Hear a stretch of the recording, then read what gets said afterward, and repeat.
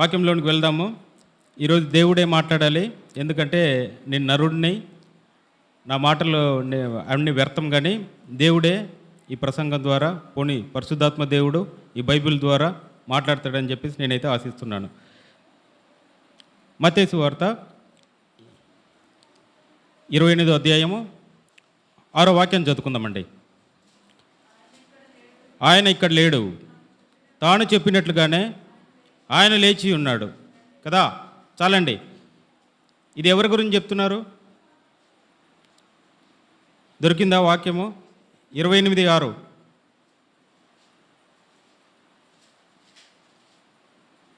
Okay, live లేదు కాబట్టి ఎంతసేపు అయినా మాట్లాడుకోవచ్చు. 28:6లో ఎవరి గురించి చెప్తున్నారు అంటే, నేను ప్రసంగం చెప్తే ఎలాగుంటుందంటే క్లాస్ చెప్పినట్టు ఉంటుంది అంట జనాలకు అనుకుంటున్నారు, మరి తెలియదు. ప్రసంగం చెప్పండి సార్, క్లాస్ చెప్పకండి అన్నట్లు కొందరు ఫీల్ అవుతున్నారు. కొందరేమో మీది లెంత్ ఎక్కువైపోయింది సరే అని చెప్పి ఫీల్ అవుతున్నారు. ఈరోజు మా అమ్మగారు అయితే ఒక మాట చెప్పింది, నాయన ఎండ ఎక్కువ ఉంది, కొంచెం తక్కువ చెప్పాలి. ఓకే, కాబట్టి కంపల్సరీ ఈరోజు అయితే కంపల్సరీ తక్కువనే చెప్తాను. సరే, ఇక్కడ ఏం జరిగిందంటే ప్రభు అయిన యేసుక్రీస్తు వారు ఆయన చెప్పినట్లుగానే లేఖములు నెరవేరినట్లుగానే ఆయన ఏం చేశాడండి? పునరుత్థానుడై లేచాడు కదా. పునరుత్థానుడై లేవటం వల్లనే ఏమైంది? ఆ సమాధి ఖాళీగా ఉంది. ఖాళీ సమాధి ఇప్పుడు క్రైస్తవులకు ఏమి అది ఆధారమైందా, లేకపోతే మన విశ్వాసం ఏమైపోయింది? మన విశ్వాసం పెరిగింది. ఎందుకంటే ఎంతోమంది దేవుళ్ళు ఉండొచ్చు, ప్రభువులు ఉండొచ్చు, చాలామంది ఉండొచ్చు, కానీ ఒక్కటే ఒక సమాధి ఏమైంది? తెరిచి ఉంది. కానీ మీరు కూడా వెళ్ళి చూడొచ్చు అక్కడ, కానీ అక్కడ తెరిచి ఉంది. ఒకే ఒక్క దేవుడు సజీవుడై మృత్యుంజయుడై లేచి, ఓ మరణమా నీ ముళ్ళెక్కడా అని చెప్పేసి క్వశ్చన్ చేసి మరణం పైన విజయం సాధించిన ఏకైక దేవుడు, నిజ దేవుడు ఎవరండి? మన ప్రభు అయిన యేసుక్రీస్తు ప్రభుల వారు కదా. అది ఈ ఖాళీ సమాధి అనేది ఏంటంటే మనకు నిండు నిరీక్షణను మనకిస్తుంది. ఈ నిండు నిరీక్షణనే కాకుండా ఇంకొకటి మనం గుర్తుపెట్టుకోవాల్సిందంటే, పునరుత్థానం అనేది బయట జరిగేది కాదు. పునరుత్థానం ఎక్కడ జరగాలి? మన హృదయాల్లో, మనలో జరగాలి. ఇప్పుడు ఒక సంఘటన చెప్తాను చూడండి. మరియమ్మ గారు నిద్రపోకూడదండి, ఇంకా వాక్యం కూడా స్టార్ట్ చేయలేదు.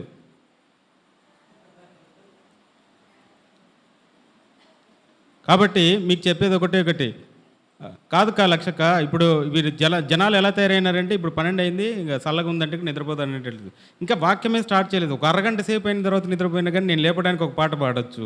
ఇప్పుడు ఏమని పాట పడమంటావా? కాబట్టి ఒకటి మీకు చెప్పేది ఏంటంటే, సువార్త అనేది ఎలాగ చెప్పాలంటే మీ హృదయాలకు అతుకుపోయేటట్టు ఉండాలి. అలాగని కూర్చోబెట్టేసి అదేదో మీకు చెప్పిందే చెప్తే అది ఎలాగుంటుందంటే బోర్ అవుతుంది, నిద్రపోతున్నారు. నాకు ఒకటే ఒక సంకేతం ఏంటంటే, మీరు నిద్రపోతున్నారంటే నేనేదో మీకు చెప్పకుండా, ఏదో మీ లోపలికి హృదయాల లోతుల్లోకి వెళ్లకుండా నేనేదో చేస్తున్నాను అన్నట్లు ఉంటుంది. ఇప్పుడు ఫర్ ఎగ్జాంపుల్ ఒకటి చెప్తాను చూడండి. ఒక దాన్ని ఏమంటారంటే పల్లెటూరు కానీ ఒక ఊరు కానీ ఉంది. ఆ ఊరిలో ఒక రవి అనే అబ్బాయి ఉన్నాడు, లేకపోతే రవి అనే యవ్వనస్తున్నాడు. పెళ్ళి అయింది, భార్య ఉంది, ప్లస్ 2 పిల్లలు ఉన్నారు. ఆయన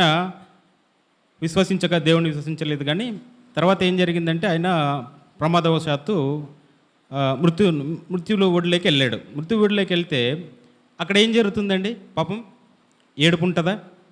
ఏడుపు ఉంటుంది, కన్నీటి ఉంటుంది, శోకం ఉంటుంది. అయ్యో నెక్స్ట్ మాదేంటి, నెక్స్ట్ మాకేంటి, అయ్యో ఉండే ఒక్క యజమాని మాకు లేకుండా పోయినాడు కదా, నెక్స్ట్ ఏంటి అని చెప్పేసి నిరీక్షణ ఉంటుంది. కానీ అదే ఇంకొక యవనస్తుడు ఉన్నాడు, అతని పేరు దానియేలు అనుకోండి. ఆ దానియేలు అనే అతను ఏంటంటే చనిపోయాడు. సేమ్ ఇలాగనే ఒక భార్య ప్లస్ 2 పిల్లలు, మంచి ఉద్యోగము ఉండింది. కానీ ఏం జరిగిందంటే లాస్ట్కి వాళ్ళ భార్య, ఆయన ఏంటంటే విశ్వసించాడు, విశ్వాసంలో ముందుకెళ్ళాడు, ప్రభువుని చాటాడు అనమాట. ఇప్పుడు ఆయన ఏంటంటే ఆ మరణానికి సంబంధించి భయపడలేదు. ఆయన కూడా ఆయన భార్యకు కానీ పిల్లలకు కానీ చెప్పుకుంటూ వెళ్ళాడు. ఏమని? ప్రభు ఉన్నాడు మన కోసము, మృత్యుంజయుడై ఉన్నాడు కాబట్టేసి ప్రభు ఏంటంటే మన ఆత్మలను రక్షిస్తాడు, మన కోసం మళ్ళీ తిరిగి వస్తాడు అని చెప్పి నిరీక్షణలో ఉన్నాడు. ఎందుకంటే ఆయన బైబిల్ చదువుతూ బైబిల్ పరంగా ఆయన ఏంటంటే మృత్యుంజయుడిగా అయినాడని చెప్పేసి క్రీస్తుని గురించి చాటం అయితే మొదలుపెట్టాడు. ఇప్పుడు ఆయన చనిపోయినాడు. కానీ ఆయన భార్య 1 రోజు 2 రోజులు ఏడ్చింది. కానీ ఆయన పిల్లలు కూడా చెప్పడం ఏమని చెప్పిందంటే, ఎక్కడ వెళ్ళలేదు నాన్నగారు పరలోకం చేరాడు కాబట్టేసి ఆయన అక్కడ వెయిట్ చేస్తూ ఉంటాడు. ఇప్పుడు నేను ఏం డిఫరెన్స్ మీకు చెప్పాలనుకున్నానంటే, ఒక అన్యునికి క్రైస్తవేతరులకి మరణం అనేది ఒక ఫుల్ స్టాప్ మాత్రం ఉంటుంది. కానీ అదే మన క్రైస్తవులకు ఎలాగుంటుంది, అది కామా ఉంటుంది. ఇంగ్లీష్ గ్రామర్లో మీరు ఫుల్ స్టాప్ పెట్టినారంటే ఆటకి అయిపోయింది, అంతం అయిపోయింది అని చెప్పి. అదే మీరు కామా పెట్టారంటే ఇంకా నెక్స్ట్ ఉంది అని చెప్పి ఇప్పుడు అదే మీకు రవి వాళ్ళ ఫ్యామిలీకి ఏం కనబడుతుందంటే, ఒక తలుపు అది క్లోజ్ చేసినట్లు కనబడుతుంది. అదే మీకు దానియేలు వాళ్ళ ఫ్యామిలీకి వచ్చి మీరు చూసినారంటే అది ఎక్కడ కనబడుతుందంటే, తెరిచి ఉన్న ఒక తలుపు కనబడుతుంది. ఆ తెరిచి ఉన్న తలుపు వెలుపట ఇంకా చాలా జీవితం ఉంది. ఇలాగనే చాలామంది చాలా చోట్ల చనిపోవడం అయితే జరిగింది. అదే పాత నిబంధనల గ్రంథంలో చూసినారంటే మీరు, చనిపోయి తిరిగి లేచిన వాళ్ళు ఉన్నారు. ఎవరు? ఏలియా లేపారు కదా. సరేపత్ విధవరాలు ఒక కొడుకుని లేపాడు. మళ్ళీ తర్వాత ఏలియా కంటే నెక్స్ట్ వచ్చిన ఎలీషా, నేనేం మీకంటే తక్కువ ఉన్నా అని చెప్పేసి ఇద్దరిని బ్రతికిచ్చాడు. అదే సార్ ఒకరే కదా సార్ అని చెప్పేసి చెప్పచ్చు మీరు. ఏరియా అయితే సునమేయురాలు అని చెప్పి చెప్తుంటారు. సునమేయురాలు వల్ల కొడుకును బతికిచ్చాడు. అదే కాకుండా ఎలీషా చనిపోయిన తర్వాత ఆయన ఎముకలు టచ్ చేసి ఆయన లేచిన వాళ్ళు కూడా ఉన్నారు. అదే మీకు కొత్త నిబంధనల గ్రంథంలో చూస్తే యేసుక్రీస్తు ప్రభు వారు ఎంతమందిని లేపారు? లాజర్ని లేపాడు, ముగ్గురిని లేపాడు, లాజర్ని లేపారు. ఇంకా నయీను వాళ్ళ కొడుకును లేపాడు. ఇంకా ఎవరు? జాజీరు వాళ్ళ కూతురుని కూడా లేపారు కదా, డాటర్ ఆఫ్ జాజీర్ అంటారు అన్నమాట. ఇంకా ఎక్కడ మీకు క్రీస్తు ఎప్పుడైతే పునరుత్థానం చెందాడో అనేక మంది నీతిమంతులు కూడా ఆయనతో పాటు లేవటం మీద జరిగింది. చాలామంది అయితే చూడటం కూడా జరిగింది. ఇది ఎవరు? యేసుక్రీస్తు ప్రభు వారు ముగ్గురుని లేపాడు. ఇది కాకుండా ఇంకా పౌలు కాకుండా పేతురు తబితాను లేపాడు.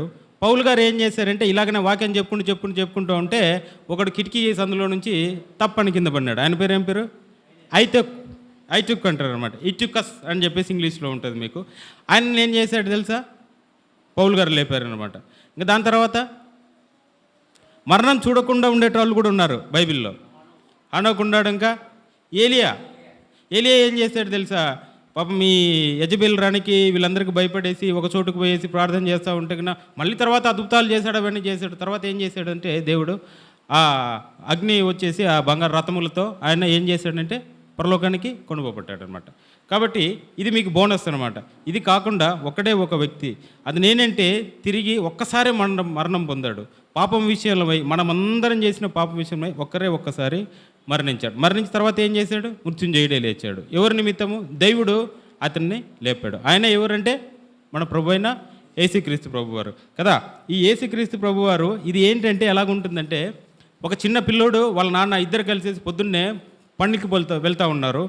పండుగ వెళ్తూ ఆ నాగలు పట్టుకొని తర్వాత విత్తనం తీసుకొని పోతుంటారు. నెక్స్ట్ మనకు జూన్ సీజన్ వచ్చిందంటే కానీ అందరూ ఏం చేస్తారు? మిరప విత్తనం వేయండొచ్చు, లేకపోతే మిగతా విత్తనం ఏదైనా వేయండొచ్చు, కానీ ఆ నాగలు పట్టుకొని ఏం చేస్తారు? విత్తనం వేయడానికి వెళ్తారు. విత్తనం వేసిన తర్వాత ఏం చేస్తుంది విత్తనం వేసిన తర్వాత ఇప్పుడు ఫర్ ఎగ్జాంపుల్ శనగ పంటనే తీసుకుందాం. విత్తనం వేసిన తర్వాత ఏం జరుగుతుంది అంటే కన్నా నీళ్లు పెట్టాలి. కానీ వాళ్ళ అబ్బాయి ఏం చేస్తున్నాడంటే, చిన్నపిల్లడు కాబట్టేసి ఇదేంటన్నా ఇంత డర్టీ సాయిల్ ఉంది కదా, అదంతా ఇంత రోతగా ఉంది కదా, దాంట్లోకి ఇది వేస్తే కన్నా ఎలాగంటే కన్నా అది నాన్న చనిపోయి మళ్ళీ వేస్తాదంటే వాళ్ళ కొడుకు నమ్మిండాడు అనమాట. దాని తర్వాత ఏంటంటే కన్నా 2-3 రోజులు ఈ పిల్లవాడికి ఆతృత అనమాట. అలాగనే మనం కూడా పిల్లవాళ్ళను పోలి మనము ఉన్నాం అనమాట. ఏంటంటే ఆ పిల్లవాడు 2 రోజులకు ఒకసారి 3 రోజులకు ఒకసారి చూస్తూ ఉన్నారు. కానీ ఒకసారి చూడడం అయితే మానేసిన తర్వాత ఒక 4వ రోజు 5వ రోజు వెళ్తే చిన్న మొలకలు వచ్చి ఉన్నాయి. అది దేనికి సాదృశ్యం అవుతుంది? మన ప్రభు అయిన యేసుక్రీస్తు వారికే సాదృశ్యం అవుతుంది. ఎందుకంటే 3 రోజుల తర్వాత ఏమైంది? ఆయన మృత్యుంజయుడై లేచాడు అనమాట. కాబట్టి ఎంతమంది అయినా దేవుళ్ళు ఉండొచ్చు, ఎంతమంది అయినా ప్రభువులు ఉండొచ్చు, కానీ చనిపోయి బ్రతికిన ఒకే ఒక వ్యక్తి మన ప్రభు అయిన యేసుక్రీస్తు వారు, నిజమైన ప్రభువు. ఇలాగా చనిపోయి తిరిగి లేవటం అనేది ఏమనుకుంటున్నారు? అదొక వింత కాదు కానీ వింతనే అయ్యిండొచ్చు. కానీ ఇది ఆల్రెడీ దేవుని యొక్క ప్రణాళిక. ఇది ఆల్రెడీ పాత నిబంధన గ్రంథంలో మీరు చూసారంటే, పాత నిబంధన గ్రంథంలో పునరుత్థానం అనేది ప్రవచించబడింది ఆల్రెడీ. ఇది ఎక్కడ జరుగుతుందంటే మీకు కీర్తనల గ్రంథము 16:10లో మీకు ఆల్రెడీ ఏమవుతుందంటే కన్నా ఆత్మ పాతాళలోకి విడిచిపెట్టవు, దాన్ని కుళ్ళు పట్టనీయవు అని చెప్పేసి కూడా అక్కడ ప్రస్తావించడం అనేది జరుగుతుంది. అదే మీకు యెషయా గ్రంథము 10-11 చూసినారంటే ఈ శ్రమలు పొందడం అనేది ఏంటంటే ఆయన సంతానము చూస్తుందని చెప్పేసి కూడా అక్కడ మనకు రాసింది. ఇంకొకటి హోషియా గ్రంథంలో 6:2 మీరు ఏం చేస్తుందంటే 3 రోజులు చనిపోయిన తర్వాత తిరిగి లేయటం అయితే జరుగుతుందని. మీరు అనుకోవచ్చు కొన్నిసార్లు ఈ పునరుత్థానం అనేది యాక్సిడెంటల్గా జరిగిందా? ఇప్పుడు విజయకి 850 మార్కులు యాక్సిడెంటల్గా వచ్చాయా? యాక్సిడెంటల్గా వచ్చిందా? యేసుక్రీస్తు పునరుత్థానం అనేది యాక్సిడెంటల్గా జరిగిందా? యాక్సిడెంటల్గా అంటే దాన్ని ఏమంటారంటే అనుకోకుండా జరిగిన సంఘటన. అనుకోకుండా జరిగిన సంఘటన అంటారా? అనుకోకుండా జరిగిన సంఘటన కాదు. ఇదంతా జగత్తు పునాది వేయక మునుపే యెహోవా వారు ఆల్రెడీ ఇలా జరగాలని చెప్పేసి రాసి ఉంది. ఇదే కాకుండా యేసుక్రీస్తు ప్రభుల వారు కూడా ఆయన మరణము పునరుత్థానం గురించి ఆయన చెప్పడం అయితే జరిగింది. అది ఎక్కడ చెప్పాడు చెప్పండి? మత్తయి సువార్త 16వ అధ్యాయంలో 21వ వచనంలో మీకు తెలుస్తుందన్నమాట. అప్పటికే అక్కడ ఏం జరుగుతుందంటే ఇశ్రాయేలు పెద్దలకు వాళ్ళ దగ్గరికి వెళ్ళిన తర్వాత వాళ్ళు నన్ను శ్రమ పెడతారు, నన్ను తీసుకెళ్తారు, రోమియోలకు అప్పచెప్తాడు, నన్ను చంపేస్తారు. చంపేసిన తర్వాత అంటే ఇక్కడ చూడండి, యేసుక్రీస్తు ప్రభు వారిని ఎవ్వరూ చంపలేదు. ఇక్కడ ఏంటంటే ఆయన ఆత్మను ఆయనే దేవుడికి అప్పకుంచుకున్నాడు. ఏంటంటే ఆయన శ్రమలు పొందిస్తాడని చెప్పేసి ఇక్కడ మనం అర్థం చేసుకోవాలి. ఆయన చంపడం అయితే ఏది లేదండి. ఎందుకంటే ఆయన చంపే శక్తి ఎవరికి లేదు. ఇంకొకటి ఏంటంటే ఆయన ప్రభువులకు ప్రభు, క్రీస్తులకు క్రీస్తు, క్రీస్తే ప్రభువు. కాబట్టి ఆయన ఏంటంటే మనం గుర్తుపెట్టుకోవాల్సిన విషయం ఏంటంటే ఒకటి ఆయన ప్రభువు, ఆయన మనకు సేవకుడు, మనకు రక్షకుడే కాకుండా పాత మరణము పునరుత్థానము ఆయన చేతిలోనే ఉంది అనమాట. మనం గుర్తుపెట్టుకోవాల్సిందంటే ఇది యాక్సిడెంటల్ కాదు. ఏంటంటే ఆయన ఆల్రెడీ ప్రణాళికబద్ధంగా లేఖనాలు నెరవేర్పు ద్వారా మాత్రమే అది జరగడం అయితే జరిగిందనమాట. ఇదే కాకుండా మీకు యేసుక్రీస్తు ప్రభుల వారు కూడా మత్తయి సువార్త 16వ అధ్యాయంలో చెప్తాడనమాట. చెప్పిన తర్వాత ఇంకొకటి కూడా యోహాను సువార్త 2వ అధ్యాయం 19లో కూడా చెప్తాడు. అదే కాకుండా మార్కు 8:31లో కూడా చెప్తాడు. అనేక హింసలు పొంది పెద్దల చేత, ప్రధానుల చేతను, శాస్త్రుల చేతను ఉపేక్షింపబడి చంపబడి 3 దినముల తర్వాత లేచుట అగత్యమని ఆయన వారికి బోధించను ఆరంభించను. దీన్ని బట్టి మనం ఏం చేయాలా? దీన్ని బట్టి మనం గుర్తుపెట్టుకోవాల్సింది కూడా మనం ఏంటంటే ఈరోజు ఇదే క్రైస్తవ సంఘం మనం గుర్తుపెట్టుకోవాల్సింది ఏంటంటే క్రీస్తు మృతి పొందాడు, అయ్యో అయిపోయింది అని చెప్పుకోవడానికి ఇక్కడ మనం కాదండి. ఆయన జీవ మరణములకి ఏమై ఉన్నాడు? ఆయన చేతిలో ఉంది. జీవ మరణములకు ఆయన అధిపతి అయి ఉన్నాడు అని చెప్పేసి మనం గుర్తుపెట్టుకోవాలన్నమాట. ఇంకొకటి కూడా ఎప్పుడైతే ఖాళీ సమాధి మనం చూస్తామో అది మన ఆశలకు మనకు ఒక బేస్ అనమాట, ఫౌండేషన్ అనమాట. దాని ద్వారానే మనము ఈరోజు క్రైస్తవుల సమాజం కానీ మనకు నడుస్తూ ఉంది. ఇంకొకటి ఏంటంటే మనం గుర్తుపెట్టుకోవాల్సింది ఏంటంటే క్రైస్తవుల ఈ సమాధి పైనే మనకు ఆధారపడి ఉంది. ఈ ఖాళీ సమాధి పైనే మనకు ఆధారపడింది. ఇప్పుడు మీకు ఇంకొకటి కూడా చెప్తాను చూడండి. ఇప్పుడు ఎప్పుడైతే క్రీస్తు ప్రభు వారు లేపబడి ఉన్నారో ఎవరికి ఫస్ట్ కనపడ్డాడమ్మా?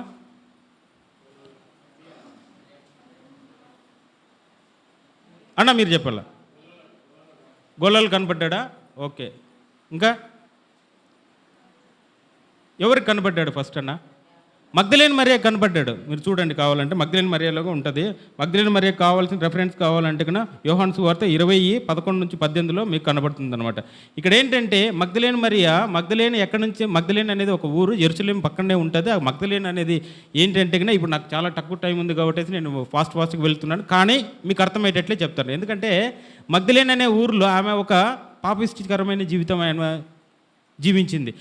ఈ మగ్దలేని మరియా గారు ఏంటంటే ప్రభువును సంపూర్తిగా ఆయనను ఆస్వాదించడం అయితే జరిగింది. ఆయనను ఆమె జీవితంలోకి తీసుకోవడం అయితే జరిగింది. తీసుకున్న తర్వాత ఏం జరిగింది? ఆమె దీనత్వం అయింది. ఆమె మనిషి ఎట్లా అయింది తెలుసా? దీనంగా తయారైంది. దీనంగా తయారు కావడం అంటే ఏంటి? ప్రభు కోసము ఆమె ఆత్మ తృష్ణ కొడుచుంటుంది అనమాట. కాబట్టి ఇది ఫస్ట్ మనకు కనబడింది కూడా ఎవరు కనబడినారు? మగ్దలేని మరియాకు. ఈమె ఒకరికే కనబడినారా? మళ్ళీ తర్వాత అనేక స్త్రీలకు కనబడ్డారు, అక్కడే ఉన్న స్త్రీలకు. తర్వాత ఎంఐ మార్గంలో వెళుతుండగా 2 మనుషులకు కనపడ్డాడు. మళ్ళీ తర్వాత పేతురు కనపడ్డాడు. తర్వాత 10 మంది శిష్యులు కనబడ్డాడు. అప్పుడు తోమా ఏం చేస్తున్నాడు? నిద్రపోతున్నాడేమో మనకు తెలియదు. కాబట్టి మళ్ళీ తర్వాత 11 మంది శిష్యులకి. అపనమ్మకం ఉండకుండా నమ్మకం వహించు, చూసి నమ్ముతున్నావు నువ్వు, చూడకుండా నమ్ముకున్న వాళ్ళు చాలా ధన్యులు అని చెప్పేసి మనం అందరం ఎవరం? ఇప్పుడు చూడక నమ్మిన వాడం. ఇప్పుడంతా మనం అందరం ఎవరు? ధన్యులము. అది ఎక్కడో కదా సార్ జరిగింది మనకి ఇక్కడ అంటే కన్నా అది ఎక్కడో జరిగినా కానీ ఇక్కడ మీకు వినపడుతుంది. ఎందుకు? యేసుక్రీస్తు ప్రభువు వారి యొక్క పునరుత్థానమే కారణం దానికి. యేసుక్రీస్తు ప్రభువు వారి పునరుత్థానము ఒకవేళ జరగకపోయింటే నేను ఇక్కడ నిలబడ్డము వ్యర్థము, నేను ప్రకటిస్తున్న సువార్త వ్యర్థము, మీ నమ్మకము వ్యర్థం కదా. ఇవన్నీ ఏ దానికి లింక్, ఒకదానికొకటి లింక్డ్. కాబట్టి రేపు ప్రభులు వారు ఏం చెప్తున్నారు, నేను మీకోసం రెండోసారి నేను వస్తానని చెప్తున్నాడు. వస్తాడా? నమ్ముతున్నావా? నమ్మితే రక్షించబడతావు. నమ్మకపోతే పరిశుద్ధాత్మ దేవుని సహాయం తీసుకోండి. పరిశుద్ధాత్మ దేవుణ్ణి అడగండి, దేవా నాకు ఇలాగ ఉంది పరిస్థితి అని చెప్తే, ఎవడైతే యేసుక్రీస్తు ప్రభుల వారిని నమ్ముతారో అది ఎవరి ద్వారా జరుగుతుంది? పరిశుద్ధాత్మ ద్వారానే. పరిశుద్ధాత్మ దేవుడు ఒకవేళ మీకు సహాయం చేయబట్టే అక్కడ జరుగుతుంది. కాబట్టి ఇదైతే యాక్సిడెంటల్ కాదు. మీకు ఇంకొకటి కూడా, మనకు ఫేమస్ ఒక పాట కూడా ఉంది, చూసారా? లేచినాడురా సమాధి గెలచినాడురా, యేసు లేచినాడురా సమాధి గెలిచినాడురా, లేతున్ననితా చెప్పినట్టు, లేతున్ననితా చెప్పినట్లు, లేఖనములలో పలికినట్లు, లేచినాడురా సమాధి గెలచినాడురా. దీని తర్వాత ఎంతమంది కనబడ్డాడు? ఇది మీకు కనబడాలంటే కింద 1 కొరింథీ 15వ అధ్యాయంలో కనబడుతుంది. ఇది ఎక్కడ కనబడుతుంది? 15 నుంచి 5లో, 6లో, 7లో, 9 నుంచి 11లో కూడా కనబడుతుంది మీకు. ఇక్కడ ఎవరెవరు కనబడతారంటే ఫస్ట్ ఇదంతా మీకు రాసి ఉంటుంది అనమాట. పేతురు చూశాడు, శిష్యులు చూశాడు, తర్వాత 500 మంది చూశాడు, తర్వాత పౌలుగా పౌలు రాస్తూ ఏం చేస్తాడు, తర్వాత నాకు కూడా కనపడ్డాడయ్యా, నాకు కూడా కనపడ్డాడు. ఇంకొకటి ఏంటంటే, మీరు ఈ 1 కొరింథీ 15:5 నుంచి 8లో ఇవన్నీ రాసి ఉంటుంది అనమాట. పునరుద్ధానం అనేది ఒక చారిత్రాత్మక సత్యం, చారిత్రాత్మక సత్యం. ఇంకొకటి ఏంటంటే, అది కల్పనా కథలు అనుకుంటున్నారా? ఇదిగో ఇక్కడ నుంచి బాణం వేస్తే అక్కడ వర్షం వచ్చిందని చెప్పేసి రాసుకున్నారా? ఇక్కడ నుంచి దాన్ని ఏమంటారంటే, ఈ నది పైన రాళ్ళు వేసుకుంటూ పోయి అటు సైడ్ దాటి వచ్చినాడు అని చెప్పి రాసుకుంటున్నారా? లేదా లేకపోతే భూమిలో నుంచి బయటకు వచ్చేసినాడు ఒక మనిషి అని చెప్తే నమ్ముతున్నాడా? పోనీ భూమి ఆవిడని ముంగేసినాడని చెప్పేసి నమ్ముతున్నారంట. ఇక్కడ కోరహ కుమారులు తప్ప మిగతా వాళ్ళని ఎవరిని భూమి అయితే ముంగలేదని చెప్పేసి మనం గుర్తుపెట్టుకోవాలా? అవునా? ఇవన్నీ కూడా యేసుక్రీస్తు ప్రభువు వారి యొక్క ఆజ్ఞ లేకుండా ఏది కానీ జరగదు. కాబట్టి మీరు గుర్తుపెట్టుకోవాల్సింది ఏంటంటే, పునరుత్థానం అనేది చారిత్రాత్మక సత్యమని మీరు ఎరగాలి, మీరు గుర్తించాలి. ఎట్టి పరిస్థితిలో కానీ ఇంకా కొందరు ఉంటారు. ఫ్రాంక్ మోరిసన్ అని చెప్పేసి ఒక అతను ఉన్నాడు. ఫ్రాంక్ మోరిసన్ విన్నారా పేరు ఎప్పుడన్నా? ఫ్రాంక్ మోరిసన్ అసలు పేరు ఏంటంటే ఆల్బర్ట్ హెన్రీ రాస్. ఈయన ఏంటంటే హూ మూవ్డ్ ద స్టోన్, ఆ రాయిని ఎవరు కదిలిచ్చినారని చెప్పేసి అదొక పెద్ద చర్చ పెట్టించేసి ఆయన ఏం చేశాడంటే, అదొక క్రైస్తవుల్లో ఒక విప్లవం మాదిరి, లేకపోతే మీ క్రీస్తు అబద్ధకుడు, మీ క్రీస్తు ఏం చేశాడు అని చెప్పి నిరూపించడానికి ఆయన ఏం చేసినాడు తెలుసా? పూనుకొని ఏం చేశాడు తెలుసా? ఆయన ఆ జెరూసలేంకి వెళ్ళి అక్కడ ఆ ప్రాంతాలకు వెళ్ళి ఏం చేశాడు తెలుసా? క్రీస్తు ఎక్కడైతే లేచాడో అది తప్పు అని చెప్పి నిరూపించడానికి దిగిన తర్వాత ఏం జరిగింది తెలుసా? ఆయన రీసెర్చ్లో తెలిసింది ఏం తెలుసా? ఆయన చెప్పిన బోధనలు, ఆయన పుట్టుక, ఆయన మరణము, ఆయన తిరిగి లేయటము, ఇవన్నీ సత్యం అని చెప్పేసి ఒక బుక్లో మళ్ళీ రాశాడు. అదే బుక్లోనే తెలుసా? కాబట్టి ఎప్పుడైతే నువ్వు ఏదైతే ఇంతవరకు నాకు తెలిసి బైబిల్ నిజం కాదని చెప్పి ప్రూవ్ చేసిన వ్యక్తి ఎవరు లేరు, అవునా? యేసుక్రీస్తు ప్రభువు కాదని చెప్పి నిరూపించిన వారు ఎవరు లేరు. యేసుక్రీస్తు పునరుత్థానం చెందలేదని చెప్పి నిరూపించిన వారు కూడా ఎవరు లేరు. ఇలాగ మనం చెప్పుకుంటూ పోతే లీ స్ట్రాబన్, ఇంకొకటి Josh McDonald, Gilbert West, general Lew Wells, J Warner Wallace. ఇంకొకటి మన ఇండియాలోకి మనం చూస్తే సాధు సుందర్ సింగ్ గారు తెలుసా మీకు? పేరు విన్నారమ్మా?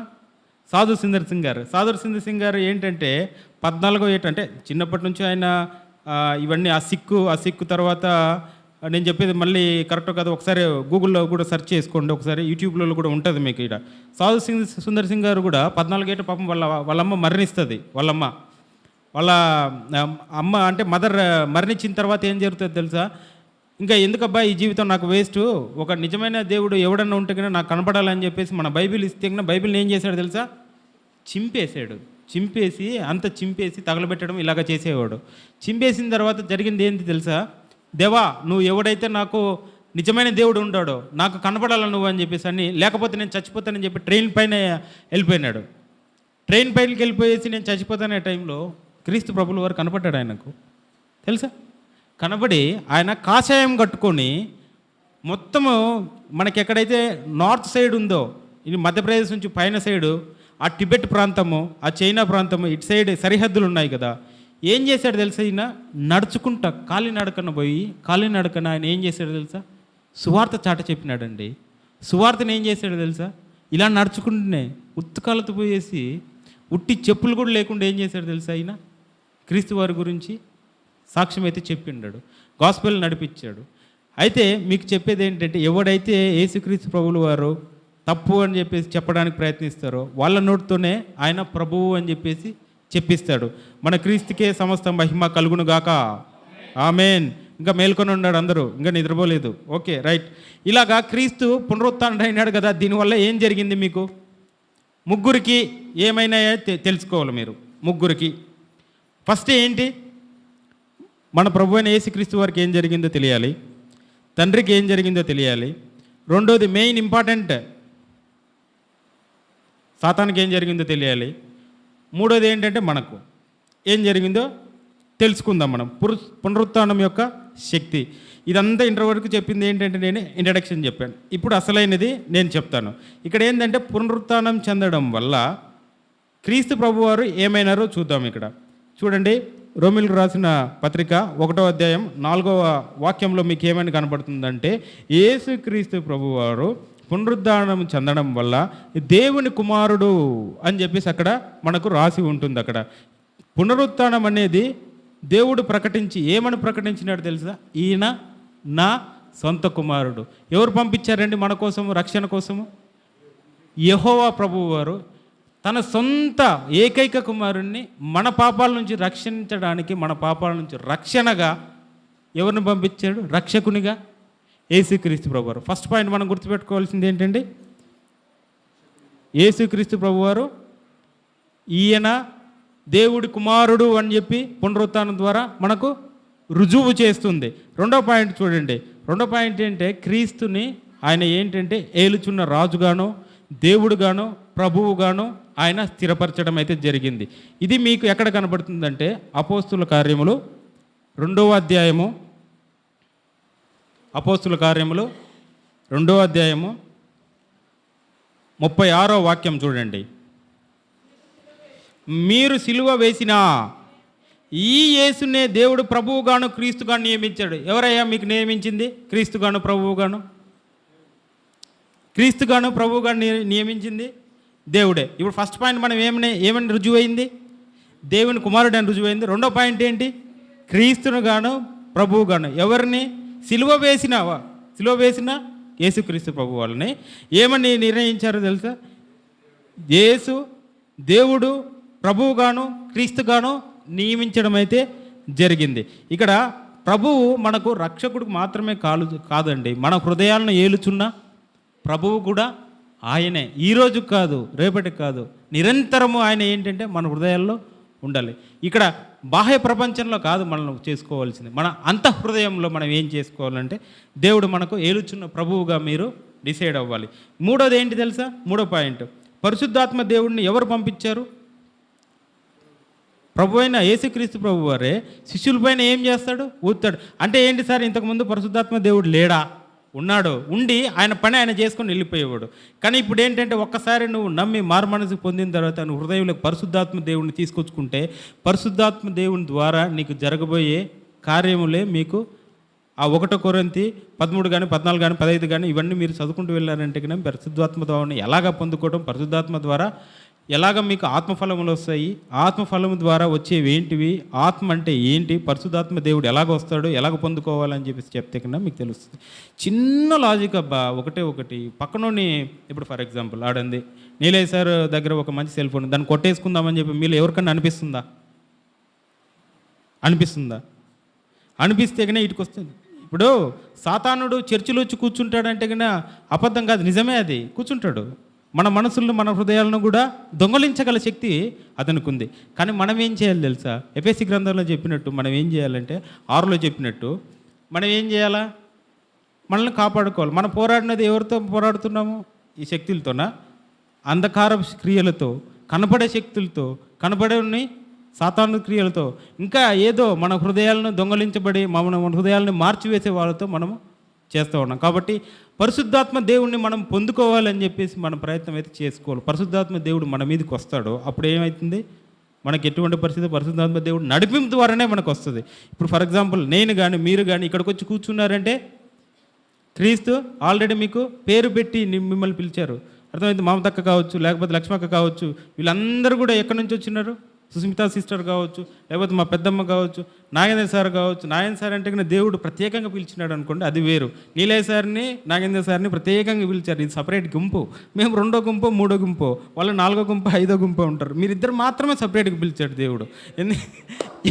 ఏ భేదము లేదు, మీకు భేదం ఉంది. మీ చర్చిలో నీలయ్య సార్కి నాగేంద్ర సార్కి మాత్రమే దేవుడు పిలిచాడు. ఇప్పుడు జయనని కూడా పిలుస్తూ ఉన్నట్టున్నాడు నాకు తెలిసి అప్పుడప్పుడు దేవుడు. కాబట్టి నేను చెప్పేది అంటే సపరేట్గా పిలిచే గుంపులు ఉన్నారనమాట వాళ్ళు. కాబట్టి ఇప్పుడు మేమంతా ఏంటంటే కన్నా పరిశుద్ధాత్మ దేవుని పొందుకొని పరిశుద్ధాత్మ దేవునికి లోబడి మేమందరం అయితే ఈ చర్చికి అయితే వచ్చేసి ఈ వాక్యోపదేశం అయితే చేస్తున్నాం. ఇది ఎక్కడ మీకు కనపడుతుందంటే మీకు యోహాను రాసిన పత్రిక 20వ అధ్యాయము 22లో ఉంటుంది. ఏమనుంటుందంటే ఈ మాట చెప్పి వారి మీద ఊది పరిశుద్ధాత్మ పొందుడి అని చెప్పేసి ఆడ ఏమిటి చెప్తున్నారు? ఇది పరిశుద్ధాత్మ దేవుడే ఆయన వాళ్ళ శిష్యుల దగ్గర కానీ లేకపోతే భూమి మీద కానీ ఆ రోజు వస్తుంది. ఇప్పుడు పెంతకోస్తు వాళ్ళకి తెలుసా? పెంతకోస్తు మిషన్, పెంతకోస్తు పండుగ, ఇవన్నీ దేని గురించి? పరిశుద్ధాత్మ దేవుని గురించే, పరిశుద్ధాత్ముడి గురించే కదా. ముఖ్యమైనది ఏంటంటే పరిశుద్ధాత్మ పెంతకోస్తు ద్వారా మీకు తీసుకొస్తారనమాట. దేవుడు ఎందుకు ప్రభు అయిన యేసుక్రీస్తు వారు తీసుకొని వస్తారనమాట. ఇంకొకటి ఏంటంటే మీరు గుర్తుపెట్టుకోవాల్సింది ఏంటంటే యేసు పునరుద్ధానంలో ప్రథమ ఫలము అని చెప్పేసి ఇక్కడ మీకు రాసి ఉంటుంది. ఇప్పుడైతే నిద్రించి వారిలో ప్రథమ ఫలముగా క్రీస్తు మృతుల్లో నుండి లేపబడి ఉన్నాడు అని చెప్పేసి ఎక్కడ కనబడుతుంది మీకు? 1 కొరింథీ 15వ అధ్యాయము 20వ వాక్యం మీకు సూచిస్తుంది అనమాట. ఇక్కడ ఏం జరుగుతుందంటే యెహోవా విషయంలో జరిగింది ఏదైతే జరిగిందో అది కూడా మీ హృదయాల్లో జరుగుతుంది. ఇప్పుడు ఫర్ ఎగ్జాంపుల్ చిన్న ఎగ్జాంపుల్ చెప్తాను చూడండి. ఇప్పుడు ఫర్ ఎగ్జాంపుల్ ఈ సీజన్ ఏం సీజన్ సార్? మామిడి పండ్లు కాస్తాయా? బయట వచ్చినాయా? మామిడి పండ్లు ఉన్నాయా? ఓకే, తీయటి మామిడి పండ్లు ఉండాలని చెప్పి దేవుని ప్రార్థిస్తున్నాను. అవిషపూరితమైనది కాకుండా మంచి మామిడి పండ్లు తినండి, మచ్చలుండే మామిడి పండ్లు తినకండి, ఓకేనా? ఇంకొకటి ఏంటంటే ఈ మామిడి చెట్టు ఒకటి ఉంది, మీరు మామిడి కాయ ఒకటి వచ్చింది, అది పండు అవుతుంది, మీరు తింటారు. నెక్స్ట్ పండ్లు వస్తాయి రావా? వస్తాయి. సేమ్ థింగ్ ఇప్పుడు యేసుక్రీస్తు ప్రభువు వారు తండ్రి లేపాడు దేవుడిని కదా. మీరందరూ కూడా మృతి పొందుతారు. మీరు విశ్వాసులైతే యేసుక్రీస్తు ప్రభు వారు ప్రథమ ఫలం అయితే మీరు ఎన్నో ఫలాలు అవుతారు? 2వ ఫలం కావచ్చు, 3వ ఫలం కావచ్చు, 4వ ఫలం కావచ్చు. పునరుత్థానం అనేది గ్యారంటీగా పునరుత్థానం అనేది ఉంటుంది. కాబట్టి పునరుత్థానం అనేది రుజువు చేసింది ఎవరు? యేసుక్రీస్తు ప్రభుల వారే. ఆయన మృతుల నుంచి లేచాడు కాబట్టి మీరు కూడా ఏమవుతారు? మృతుల నుంచి లేస్తారని చెప్పేసి మీరు గుర్తుపెట్టుకోవాలి. పునరుద్ధానం వల్ల క్రైస్తవ జీవితంలోకి శక్తులు కూడా విడుదల చేస్తుందా? ఆ ఏమి శక్తినైనా ఏంటి ఆ శక్తి? ఏమి ఆ శక్తి? ఎక్కడైతే మనము క్రీస్తు ఎలాగైతే లేచాడో మనకు కూడా ఏంటంటే యేసుక్రీస్తు ప్రభు వారికి ఇచ్చిన శక్తే ఎవరు? యెహోవా ప్రభు వారు కూడా మనకు శక్తిని ఇస్తాడు. ఏమని శక్తిని ఇస్తాడు? మనం కూడా పునరుత్థానము అయ్యే శక్తి దేవుడు మనకు ఇస్తాడు. ఇది మీకు నేను ఏది వాక్యంలో లేకుండా అయితే కానీ మేమైతే చెప్పడం లేదు. ఫిలిప్పీలకు రాసిన పత్రిక 3వ అధ్యాయం 10వ వాక్యంలో చెల్లుతుంది. ఏ విధము చేతనైనను మృతుల్లో నుండి నాకు పునరుత్థానము కలిగవలనని ఎవరు రాస్తున్నారు? పౌలు రాస్తున్నారు. పౌలు ఏమని రాస్తున్నారు తెలిసి? ఎట్టి పరిస్థితులైనా కానీ నేను పునరుత్థానము చెందాలి. అదేవిధంగా పునరుత్థానం చెందడమే కాకుండా నేను యేసుని ఎరుగు నిమిత్తము, ఇంకొకటి ఏంటంటే ఆయనను ఎరుగు నిమిత్తం అని చెప్తుంటారు అనమాట. దీనికోసం ఏం చేశాడు తెలుసా? ఏం చేశాడు తెలుసా? ఆయనకుండే ఆస్తి మొత్తం అమ్మేసుకున్నాడు, బీదలకు ఇచ్చేసాడు, సువార్త జరుపుతూ ఉన్నాడు, టెంట్లు కూడా కుట్టాడు లాస్ట్కి. డేరాలు కూడా కుట్టడం అయితే జరిగింది. డేరాలు కుట్టిన తర్వాత ఏం జరిగింది తెలుసా? తర్వాత నీలే సార్ వినాలి, లేపండి, లేపయ్యా నీలే సార్. ఇప్పుడు పౌలు ఉన్నాడు సార్. పౌలు ఏం చేశాడు తెలుసా? ఫిలిప్పీలు రాసిన పత్రిక 3వ అధ్యాయం 10వ వాక్యంలో నేనేమని చదువుతున్నానంటే సార్, మృతుల్లో నుండి నాకు పునరుద్ధానం కలగవలనని ఓకేనా? క్రీస్తుతో కూడా పునరుద్ధానం రుజు చూడాలని చెప్పి పౌలు గారు ఏం చేస్తున్నారు తెలుసా? ఆయన దగ్గర ఉండే సమస్తం ఏం చేశాడు? బీదలకు పంచిపెట్టాడు. బీదలు పంచిపెట్టడమే కాకుండా ఏం చేసినాడు తెలుసా? ఆయన దగ్గర ఉండే సమస్త ఆస్తిని ఏమనుకున్నాడు? చదవమంటారా? 3:11లో ఆయన శ్రమలు పాలన వాడగుటకు ఎట్టిదో ఎరుగు నిమిత్తము సమస్తము నష్టపరుచుకొని వాటిని ఏం చేసుకున్నాడు సార్? ఎస్, వెంటనే సమాధానంగా ఎంచుకున్నాడు అనమాట. ఎప్పుడైతే మీకు ఈ శక్తి ఉంటుందో, ఈ శక్తి పునరుద్ధానం చెందాలి, పునరుద్ధానం కోసం మనం వెయిట్ చేయాలనే శక్తి మనం కూడా ఉండాలి. పౌలు గారు నిరీక్షణ చెందినట్లే మనం కూడా ఏం చేయాలంటే నిరీక్షణ చెందాలి. ఇది చెందడం వల్ల ఏమొస్తుంది సార్? కొత్త జీవితం వస్తుంది సార్. కొత్త జీవితం అంటే ఏంటి సార్? జీవించితే తెలుస్తుంది, ఆ పరిశుద్ధాత్మ రుచి చూస్తే తెలుస్తుంది. అదేంటంటే జీవ ఆశ ఉంటుందన్నమాట. ఇక్కడ ఏముంటుందంటే పాపక్షమానం ఉంటుంది, ఇక్కడ ఏముంటుందంటే శక్తి ఉంటుంది, ఇక్కడ ఏముంటుందంటే మారు మనసు ఉంటుంది, ఇక్కడ ఏముంటుందంటే పక్కన సహాయం చేయడం ఉంటుంది, ఇక్కడ ఏముంటుందంటే మనలో ఎవడైనా బాగలేడు మనం కూడా ఏడ్చుకుంటూ కూర్చుంటామా? పరిశుద్ధాత్మ దేవునికి ప్రార్థన చేస్తామా? యేసుక్రీస్తు ప్రభువానికి ప్రార్థన చేస్తామా? యెహోవా ప్రభు వారికి ప్రార్థన చేస్తామా? చేయమా? చేసి మన దగ్గర ఉండే సహాయం మనం చేస్తామా? చేయమా? అది కూడా మనం చేయాలి. అంటే ఇక్కడ మన సువార్త ఒక్కటి చెప్తే సరిపోతుందా? దేవుడు సువార్త ఒక్కటే చెప్పమని చెప్పాడా? సువార్త ఒక్కటే చెప్పినాడా? లేదు కదా. ఆదిమ సంఘంలో ఏం చేసేవాళ్ళు తెలుసా? వాళ్ళ దగ్గర ఉండేది మొత్తం అమ్మేసి అందరికి ఈక్వల్, అందరికీ పంచిపెట్టడం, అందరికీ ఈక్వల్గా చేయటం అనమాట. మనం కూడా ఏం చేయాలంటే పునరుత్థానం ద్వారా మనం గ్రహించాల్సింది ఏంటంటే, మీలో ఉన్న కానీ లోటుపాట్లు కానీ ఏదన్నా ఉన్నా కానీ మనం ఏం చేయాలంటే సాటి మనిషిగా మనం సహాయం కూడా చెయ్యాలి, సహాయం కూడా మనం పొందాలి. పునరుద్ధానం బయట కాదండి మనకు కావాల్సింది, పునరుద్ధానం లోపల. మీరు గుర్తుపెట్టుకోవాల్సిన పునరుద్ధానికి ఒక మెసేజ్ దేవుడు పంపుతున్నాడు. ప్రకటన అనేది ఏం తెలుసా? లోకానికి ప్రకటిస్తున్నాడు. ఏమని ప్రకటిస్తున్నారు? ఆదిమ సంఘంలో ఏం చేశారు? పునరుత్థానం గురించే కదా వాళ్ళు చెప్పింది. ఏమని చెప్తున్నారు తెలుసా? పునరుత్థానం. ఇది ఎక్కడ కనబడుతుందంటే అపోస్తుల కార్యంలో 4వ అధ్యాయం 33వ వాక్యంలో మీకు ఏమని కనబడుతుందంటే, ఎక్కడైతే ఆదిమ సంఘం ఉందో వాళ్ళకి చెప్పేది ఏం లేదు ఇంకా అప్పట్లో. ఏముంది? యేసుక్రీస్తు ప్రభువారే మెస్సయ్య, యేసుక్రీస్తు ప్రభువారే రక్షకుడు, యేసుక్రీస్తు ప్రభువారే చెప్పినట్టుగానే 3 రోజులు ఏదైతే మరణించిన తర్వాత లేయటం అయితే జరిగింది. ఇదే మెసేజ్. ఆదిమ సంఘం ఇదే ఉంది. 4వ అధ్యాయం 33వ వాక్యం కావాలంటే చదువుకోవచ్చు, మీరు తర్వాత చదువుకోండి. ఆదిమ సంఘం పునరుత్థానం గురించి ధైర్యంగా ప్రకటించమైతుంది. ఏమని ప్రయత్నించారు? ఏసే రాజు, ఏసే క్రీస్తు, ఏసే రక్షకుడు, ఏసే మెస్సయ్య మన కోసం వచ్చాడు. నమ్మినవాడు రక్షింపబడ్డాడు, నమ్మనివాడు నిత్య నరకానికి పోడు. వాళ్ళు నమ్మించేటట్లు మనమందరం కూడా సహాయపడాలా. నువ్వు అందరూ నిత్య నరకానికి పోయేటట్టు నువ్వు నేను మనకెందుకు? మన ఇద్దరం మనం ఎందుకు? మనం కాదు కదా, మన వేస్ట్ కదా. ఇంకొకటి ఏంటంటే సువార్త యొక్క ఏంటి ఇది అంటే, సువార్త మనం ఎందుకు చెప్తున్నాం? అదొక దేవుడికి ఒక హృదయం కదా. గుండె చప్పుడు ఏదన్నా ఉందంటే కానీ అది వేరు, కానీ హృదయం ఏదన్నా ఉందంటే అదేంటి? యేసుక్రీస్తు ప్రభు గారి యొక్క పునరుత్థానమే హృదయం. ఆ హృదయం బైబిల్లో ఏదయ్యా మీకు హార్ట్ అంటే ఏంటి అర్థం? యేసు పునరుత్థానమే. అవునా? యేసు పునరుత్థానం లేకపోతే పాత నిబంధన కదా అర్థం చేసుకుంటారా మీరు? కొత్త నిబంధనలు కూడా అర్థం చేసుకోగలరా? ఈరోజు ఈ సువార్త అర్థం చేసుకోగలమా? పునరుత్థానం లేకపోతే ఇవన్నీ కష్టం. ఇంకొకటి కూడా మీరు బాగా గుర్తుపెట్టుకోవాలా, పునరుద్ధానం లేకపోతే మనకి ఏముండదండి? రక్షణ ఉండదు. పునరుద్ధానం లేకపోతే రక్షణ ఉండదు. క్రీస్తు యొక్క పునరుద్ధానం లేకపోతే మనకు రక్షణ ఉండదు. మీరందరూ నిద్రపోవడానికి ట్రై చేస్తున్నారు కాబట్టి నేను ఒక పాట పాడాల్సింది తప్పదు. అదిగో ఆయన నిద్రపోతున్నాడు, అదిగో ఆమె కూడా నిద్రపోతుంది, ఇంకా తూగుతానే ఉంది ఆమె. ఓరన్నా ఓరన్నా ఏసుకు సాటి వేరే లేరన్నా లేరన్నా, ఏసే ఆ దైవం చూడన్నా, ఏసే ఆ దైవం చూడన్నా. ఓరన్నా ఓరన్నా ఏసుకు సాటి వేరు లేదన్నా లేదన్నా, ఏసే ఆ దైవం చూడన్నా. చరిత్రలోనికి వచ్చాడన్నా వచ్చాడన్నా, పవిత్ర జీవం తెచ్చాడన్నా తెచ్చాడన్నా. చరిత్రలోనికి వచ్చాడన్నా వచ్చాడన్నా, పవిత్ర జీవం తెచ్చాడన్నా తెచ్చాడన్నా. అద్వితీయుడు ఆది దేవుడు, అద్వితీయుడు ఆది దేవుడు, ఆదరించును ఆదుకొనును. అద్వితీయుడు ఆది దేవుడు, ఆదరించును ఆడుకొనును. ఓరన్నా ఓరన్నా ఏసుకు సాటి వేరే లేరన్నా లేరన్నా, ఏసే ఆ దైవం చూడన్నా, ఏసే ఆ దైవం చూడన్నా. అవునా? ఏసే ఎవరండి? దైవమా?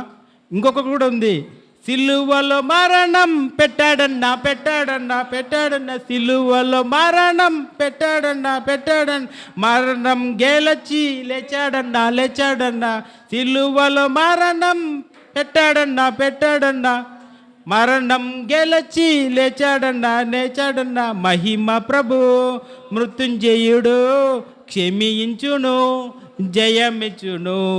మహిమ ప్రభు మృత్యుంజయుడు క్షమించును జయమిచ్చును. ఓరన్నా యేసుకు సాటి వేరే లేరన్నా యేసే ఆ దైవం చూడన్నా. సమస్త మహిమ దేవునికే కలుగును గాక. ఆమేన్. పునరుద్ధానం లేకపోతే లేఖనాలు అర్థం కావు. ఇంకొకటి కూడా గుర్తుపెట్టుకోండు. లూకా సువార్త 24:27 నుంచి 45 వరకు మీరు చూసారంటే, ఎప్పుడైతే యేసుక్రీస్తు ప్రభువుల వారు తిరిగి పునరుత్థానం చెందాడో ఆ పునరుద్ధాన సత్యాన్ని అనేది ఏంటంటే బయలుపరచడం అయితే జరిగింది. అది ప్రతి ఒక్కరికి మనం కూడా ఇప్పటికి కూడా మనము చెప్తూనే ఉన్నాం. ఇప్పుడు కూడా మనము అన్యులకు కానీ లేకపోతే క్రైస్తవేతరులకు కానీ మనకు వాళ్ళకి డిఫరెన్స్ ఏంటంటే, రే మా దేవుడు లేచి ఉన్నాడు రా, మా దేవుడు కావాలంటే సమాధి చూడండి రా అని చెప్పేసి గొప్పగా గ్రేట్నెస్గా శక్తివంతంగా ధైర్యవంతంగా మనం చాటు చెప్తున్నాం కదా. ఈ రోజు కూడా మనము చేయడం అయితే జరుగుతుంది. ఇంకోటి కొలసీయులు రాసిన పత్రిక 1:18 మనం చూసారంటే, ఏందయ్యా ఈ పునరుత్థానం అని చెప్తే అక్కడ మీకు ఉంటుంది. పునరుత్థానం అనేది నూతన సృష్టికి ఆరంభం అవుతుంది. పునరుత్థానం అనేది ఏంటంటే నూతన సృష్టి అనేది మనం గుర్తుపెట్టుకోవాలి. ఇక్కడ ఎందుకయ్యా ప్రత్యేకం అంటే అది పునాది. ఇంకొకటి ఎందుకయ్యా ప్రత్యేకం అంటే అది నూతన సృష్టి. ఇంకొకటి ఏంటయ్యా స్పెషాలిటీ అంటే క్రీస్తే దానికి క్రీస్తే దానికి ముఖ్యమైన బిందువు, అంటే కేంద్ర బిందువు. That is the centre point where resurrection is even prosecuted or resurrection been preached. Resurrection ఎప్పుడైతే మనం చెప్తామో అప్పుడు రిజరెక్షన్ గురించి మనకి ఏం జరుగుతుందండి? ఇదే మనకు క్రీస్తు యొక్క బేస్, ఇదే క్రీస్తు యొక్క పునరుత్థానం అనేది. మీకు పదే క్రీస్తు పునరుత్థానం ఎందుకు చెప్తున్నారంటే, క్రీస్తు యొక్క పునరుత్థానం మీరు తెలుసుకోకపోతే ఎందుకు మీరు చర్చిలో కూర్చుంటున్నాడో, ఎందుకు మన ప్రసంగం చెప్తున్నాడు అనేది కూడా వ్యర్థమైపోతుంది మీకు. కాబట్టి ఎప్పుడైతే క్రీస్తు పునరుత్థానం అది ఒక నూతన సృష్టి. ఇంకొకటి ఏంటంటే, ఎప్పుడైతే పునరుత్థానము దేవుడైతే వచ్చాడో అప్పుడు నిత్య తీర్పును అనేది యెహోవా ప్రభువారు ధృవీకరించడం అయితే జరుగుతుంది. అపోస్తుల కార్యము 17:31 ఏమంటుందంటే, నీతిని అనుసరించి భూలోకమునకు తీర్పు తీర్చబోయేడి ఒక దినము నిర్ణయించి ఉన్నాడు. ఎవరు నిర్ణయించి ఉన్నాడు? యెహోవా నిర్ణయించిన. ఎవరి ద్వారా నిర్ణయిస్తాడు? యేసుక్రీస్తు ప్రభు ద్వారా మనకు పునరుత్థానం అయితే కింద చేస్తున్నాడు. ఇంకొకటి ఏంటంటే, పునరుద్ధానం చెందిన క్రీస్తు ద్వారానే మనకు న్యాయాధిపతిగా ఉన్నాడు. పునరుద్ధానం చెందిన క్రీస్తే మనకు న్యాయము విచారణ అనేది కూడా చేపడతాడు. ఆయన న్యాయ నిర్ణేత కూడా ఎవరంటే కన్నా క్రీస్తు ప్రభువారి అని చెప్పేసి మనకు ఇంకోటి కూడా రిజరెక్షన్ ద్వారా అంటే కన్నా ఈ పునరుత్థానం ద్వారా మనకు చాటు చెప్పడం అయితే జరుగుతుంది. ఇంకొకటి ఏంటంటే, ఇది మీరు చదవాలని చెప్పి నేను ఆశపడుతున్నాను. పునరుద్ధానము దేవునికి అంతిమ విజయాన్ని చూపిస్తుంది అనమాట. మీకు ప్రకటన గ్రంథం చదవండి. ప్రకటన గ్రంథం తీయండి, 1వ అధ్యాయము 18వ వాక్యం అండి. ఎస్, ఎవరయ్యా? దేవుడు ఏమైనాడు? మొదటివాడు. ఇంకొకటి ఏంటంటే కడపడివాడు. అంటే ఫస్ట్ ఆయనే, లాస్ట్ ఆయనే. అవునా? ఫస్ట్ అతనే, దేవుడు కూడా లాస్ట్ కూడా ఉంటాడు. మధ్యలో మనమంతా ఎవరు? వీఆర్ ఆల్ పాసింగ్ క్లౌడ్స్ అంటారు అనమాట. ఇంగ్లీష్లో ఏమంటారంటే, అలా మేఘం ద్వారా ఊరికి అలాగ వస్తుంది, అలాగ వెళ్తారు. వర్షం పడుతుంది, లేకపోతే లేదు, గాలి వస్తే కొట్టుకోపోతారు అనమాట. ఓకేనా? కాబట్టి మనం అంటే ఎవరు అంటే వస్తామండి, వెళ్ళిపోతామండి. కానీ దేవుడే ఫైనల్ ఉంటారనమాట. దేవుడికి సర్వాధికారం ఉంది. నెక్స్ట్ చదవండి. దాని తర్వాత మృతునైతిని కానీ యుగయుగములు. ఎప్పటి వరకు? యుగయుగముల వరకు. దేవుడు వచ్చిన ఒక యుగమే అని చెప్తున్నాడు. దేవుడు వచ్చిన 33.5 సంవత్సరాలు మాత్రమే అనుకుంటున్నారు. కానీ యుగయుగములు ఆయన సజీవుడు, యుగయుగములు ఆయన ప్రభువు, యుగయుగములు ఆయన రక్షకుడు, యుగయుగములు ఆయన న్యాయాధిపతిగా ఉంటాడు. కాబట్టి బాగా గుర్తుంచుకో సహోదరుడా, ఈరోజు బాగా గుర్తుంచుకొని చేసుకోవాలి. మీరు ఇవన్నీ గుర్తుపెట్టుకోవాలి. పునరుద్ధానం వల్ల మనకు ఒకటి మనము ఈరోజు గుర్తుపెట్టుకోవాలి. మత్తయి రాసిన సువార్త 28:18 నుంచి 20 వరకు చూడండి. 18 నుంచి 20 వరకు పునరుద్ధానం వల్ల ఒక పిలుపునైతే, ఒక ఉద్దేశాన్ని అయితే మీకు యేసుక్రీస్తు ప్రభు వారు మీకైతే నిర్ణయించడం జరిగింది. మత్తయి సువార్త 28:18 నుంచి 20. 18 నుంచి 20లో అయితే ఇక్కడ ఏం జరుగుతుంది? అయితే యేసు వారి యొద్దకు వచ్చి, పరలోకమందును భూమందును నాకు ఏమంది? సర్వాధికారము. దేవుడికి ఏముందయ్యా? సర్వాధికారం. నీ దగ్గరకు వచ్చేసి నీ పాపను తీసివేసే సామర్థ్యం దేవుడికి ఉందా లేదా?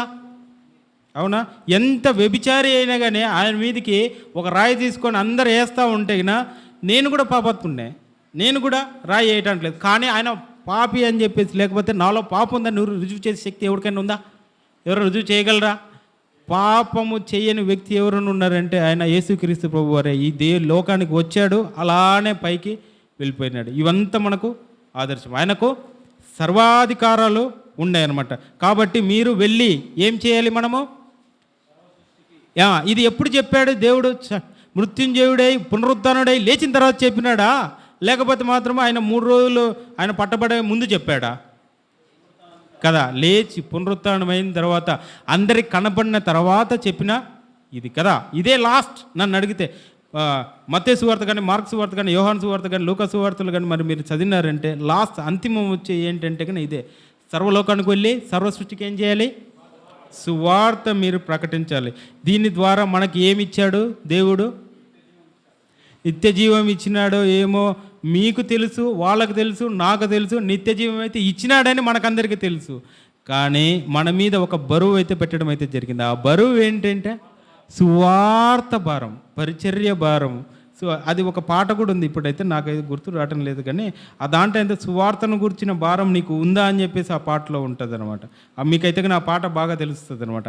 ఆ పాటలో ఉంటుంది అనమాట. ఏముంటుందంటే ఆత్మలను పట్టబడే భారం నీకు ఉందా, ఆత్మలను గెలవగడే భారం నీకు ఉందా అని చెప్పేసి ఉంటుంది అనమాట. అది ఆ పాట నాకు గుర్తు లేదు, కానీ ఈసారి వచ్చినప్పుడు నేను దాన్ని పాడతాను కంపల్సరీ. దాని లేదు కాబట్టి దీనికి ఏంటంటే ఇంకొకటి, ఇప్పుడు ఇంతవరకు మనం దేని గురించి మాట్లాడుకున్నామండి? ఏ పునరుత్థానము ఎవరికి సంబంధించి? యేసుక్రీస్తు ప్రభువారు గురించి మాత్రమే మనం మాట్లాడుకుందాం. ఎలాగైతే ఆయన ఏమేమి ఉన్నాయి, ఆయన క్రీస్తు అని నిరూపించబడింది, ఆయన ఏమని చెప్పాడు, దేవుని కుమారుడే అని నిరూపించబడింది. ఇంకొకటి ఏంటమ్మా? ఇంకొకటి దేవుడే పరిశుద్ధాత్మ దేవుడిని తీసుకొని వచ్చింది ఆయనే. ఇంకొకటి ఏంటన్నా, ఆయనకు జీవ మరణంపై ఆయన అధిపతి అని మనం గుర్తుపెట్టుకోవాలి. ఇంకొకటి ఏంటంటే ఆయన న్యాయాధిపతిగా ఉంటాడని గుర్తుపెట్టుకోవాలా. ఇంకొకటి ఏంటంటే మనము ఆయనే కేంద్ర బిందువు అని గుర్తుపెట్టుకోవాలా. ఇవన్నీ కూడా మనం ఏమని గుర్తుపెట్టుకోవాలంటే యేసుక్రీస్తు సంబంధించిన వారి గురించి. నెక్స్ట్ సాతానికి ఏం జరిగింది? సాతాను బలం ఏంటి? సాతాను బలం ఏంటి? ఓకే, మరణం చూపించేసి మిమ్మల్ని అందరిని భయపెడతాను. ఎందుకంటే నేను ఫస్ట్ చెప్పిన స్టోరీ కూడా మరణం గురించే. మరణంలో ఇప్పుడు ఫర్ ఎగ్జాంపుల్ ఒక పెసర గింజ ఉంది, అది భూమిలో పడింది. 3 రోజుల వరకు అది ఏం కాలేదు, చనిపోయిందా? దాని పని లోపల అది చేస్తూనే ఉంది కదా. First as per agriculture sciences నా వరకు నేను చెప్పినామంటే ఫస్ట్ కింద దాన్ని ఏమంటే రూట్ వస్తుంది. రూట్ అంటే ఏంటి? వేరు. తల్లి చిన్నగా పిల్లవేరు వస్తుంది. పిల్లవేరు వచ్చిన తర్వాత పైన 2 ఆకులే వస్తాయి. అయిపోయిందా? ఆ 2 ఆకులే పెద్ద చెట్టు అవుతుంది. పెద్ద చెట్టు అయి ఊరుకుంటుందా? మరి సువార్త భారం అదే కదా. సమస్త సృష్టికి వెళ్ళేది, సమస్త సృష్టికి సువార్త బోధించండి అని చెప్పేది కూడా అదే. ఇప్పుడు మనం ఎక్కడికి వచ్చినామంటే సాతానికి ఏం జరిగింది అనే దగ్గరికి వచ్చాం. సాతానికి ఏం జరిగిందమ్మా? సాతాను ఓడిపోయాడు. మరణం యొక్క భయం ఏమైంది? తొలగింపబడింది. మరణం అనేది ఫుల్ స్టాపా? మరణం అనేది ఫుల్ స్టాప్ అనేది అనుకోకూడదు. ఇప్పుడు ఫర్ ఎగ్జాంపుల్ నీలే సార్ జస్ట్ పోయిన వారం కాకుండా ఆ పోయిన వారము ఎంత దూరం వెళ్ళాడంటే నాకు తెలిసి మరణం అంచుల దగ్గరికి వెళ్ళి దాన్ని టేస్ట్ చేసి బయటకు వచ్చాడు. మీకు అందరు తెలుసో తెలీదో కానీ మనకు సజీవ సాక్షి ఆయనే. ఎందుకంటే వెళ్ళాడు, మామూలుగా గుండె ఏ రేట్లో కొట్టుకోవాలా? 120/80. ఓకే, 140/90 కూడా ఉండొచ్చు. పోనీ ముసలోళ్ళలో మహా అయితే తగ్గచ్చు, తగ్గిన 110/70 ఉండొచ్చు. ఈయనకు గుండె ఎట్లా కొట్టుకుంటుంది తెలుసా? 60/30 కొట్టుకుంటుంది. 60/30. అందరికి చెమటలు పడుతున్నాయి. ఏం చేయాలరా దేవుడు అని చెప్పి 2 సార్లు తీసుకెళ్ళి హాస్పిటల్లో పెట్టాం. 2 సార్లు తీసుకోలేదు. హాస్పిటల్లో పెట్టిన తర్వాత అడిగాం ఫోన్ చేసి, నీలయ్య సార్ ఏంటి సార్ పరిస్థితి అంటే, నాకేం కాదు, నేను ప్రార్థన చేశాను, నాకేం కాదు. మనకి నాకేం కాదన్నా, నాకేం కాదు. అలానే డాక్టర్ దగ్గరికి వెళ్ళాడు. మళ్ళీ ఆ రోజు రాత్రి ఏం జరిగిందో ఏమో తెలియదు కానీ 120/80తో మళ్ళీ వచ్చాడు తిరిగి ఇంటికి. అట్లాంటి గొప్ప విశ్వాసం, అట్లాంటి గొప్ప సాక్ష్యం, అట్లాంటి గొప్ప ప్రార్థన. ఈరోజు నేను బతుకుతానని చెప్పి కాన్ఫిడెన్స్ ఎవరికన్నా ఉందా? వన్స్ ఒకసారి హాస్పిటల్కి వెళ్ళిన తర్వాత ఆ బెడ్ పైన పడుకున్న తర్వాత ఇంక వస్తామా రామా అని చెప్పుకునే రోజులు ఎంతమందికి లేవక్క? ఎంతమందికి లేవు తమ్ముడు? ఎంతమందికి లేవన్నా? కాబట్టి ప్రార్థన చేస్తే నా ప్రభు నా మాట వింటాడనే నమ్మకం కలిగి జీవించాలి మనం కూడా. ఇంకా నీలేసారిని బట్టేసి మనం అందరం చాలామంది మనము ఏం చేయాలంటే, నాకైతే ఆత్మీయ తండ్రి ఆయన, ఆత్మీయ సహోదరుడు కూడా ఉన్నాడు, నాగేంద్ర సార్ ఉన్నాడు ప్రస్తుతానికి. ఆత్మీయ సహోదరుడు ఎక్కడ మాట లేదు, కానీ ప్రస్తుతానికి అయితే ఆత్మీయ సహోదరుడు అయితే నాకు నాగేంద్ర సార్ అయితే బాగా గుర్తొస్తాడు అనమాట నాకు. ఇంకోటి ఏంటంటే మీరు గుర్తుపెట్టుకోవాల్సిన విషయం కూడా, సాతానునికి ఏమైందంటే ఈ మరణం అనేది ఏమైంది, ఓడిపోయింది. మరణం ఓడిపోయింది. మరణంకి బలం ఏంటి? సాతానుకి బలం ఎవరు? మరణం. మరణానికి బలం ఎవరు? పాపం. మరణానికి బలం ఎవరు? పాపంకి ఎవరు బలం? ధర్మశాస్త్రం కదా. ఇవన్నీ ఎలాగుందంటే ధర్మశాస్త్ర గ్రంథాన్ని క్రీస్తు ప్రభు వారు కొట్టివేయడానికి వచ్చాడా? కొట్టివేయడానికి పునరుద్ధానం చెందాడా కదా. దాన్ని ఏం చేశాడంటే రెండు దానికి తీసుకొచ్చున్నాడు. నీ పూర్ణ హృదయంతో, నీ పూర్ణ ఆత్మతో, నీ పూర్ణ శక్తితో నీ ప్రభువైన యేసుక్రీస్తు ప్రభువుని లేదా యెహోవా వారిని మీరు ఏం చేయాలి? ఆరాధించాలి. దాని తర్వాత ఏంటిది? రెండోది, నిన్ను వలే నీ పొరుగువాడిని సేవించాలి. ఇవన్నీ ఎక్కడి నుంచి వచ్చినాయి? పాత నిబంధన గ్రంథాల నుంచే. అన్నీ ఎక్కడ పెట్టాడు? రెండు. మళ్ళీ ఇవన్నీ రెండు పాటిస్తున్నారా లేదా చూసుకోండి. లేకపోతే ఏం జరుగుతుంది? ధర్మశాస్త్రం ఉల్లంఘించిన వారు అవుతారు. ధర్మశాస్త్రం ఉల్లంఘించిన తర్వాత పాపం అవుతుంది. పాపం అయిన తర్వాత మరణం వస్తుంది. మరణం అయిన తర్వాత సాతాను దగ్గరకు వస్తారు కదా. కాబట్టి ఇవన్నీ కూడా మీకు ఎక్కడ కనపడుతుందంటే, రోమీయులకు రాసిన పత్రిక 6వ అధ్యాయము 9 నుంచి 10 వరకు. ఇప్పుడు నేను చెప్పినవన్నీ మీకు క్లుప్తంగా దీంట్లోనే ఉంటాయి. మీకు